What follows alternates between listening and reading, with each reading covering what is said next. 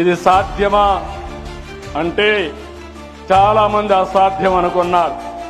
నేను ఎప్పుడు కూడా నా జీవితంలో ఒకటే ఆలోచిస్తాను. ఈ సందర్భంగా ఒక విషయం మీకు చెప్పాలి. నేను నిద్ర లేచినప్పుడు గాని ఎప్పుడు కష్టం వచ్చినా మా ఇంటి వెలవేల్పు వెంకటేశ్వర స్వామి, ఏ పని కావాలన్నా ఒక్క నిమిషం ఆయన మీద భారం వేసి ఇంకా ముందుకు పోతాను. బుల్లెట్ మారిగా దూసుకుపోవడం తప్ప ఎనితిరిగి చూడడం నాకు తెలియదు. సంకల్పం పవిత్రమైనది. పవిత్రమైన సంకల్పం ఎప్పుడూ బలమైంది. కొన్నిసార్లు కొన్ని ఇబ్బందులు వస్తాయి గాని ఆ ఇబ్బందుల్ని అధిగమించితే తప్పకుండా జయప్రదం అవుతుంది. నేను చాలా మీటింగుల్లో చెప్పాను, రాయలసీమ రాళ్లసీమ కానీయను, రాయలసీమని రతనాల సీమగా చేసే బాధ్యత నాదని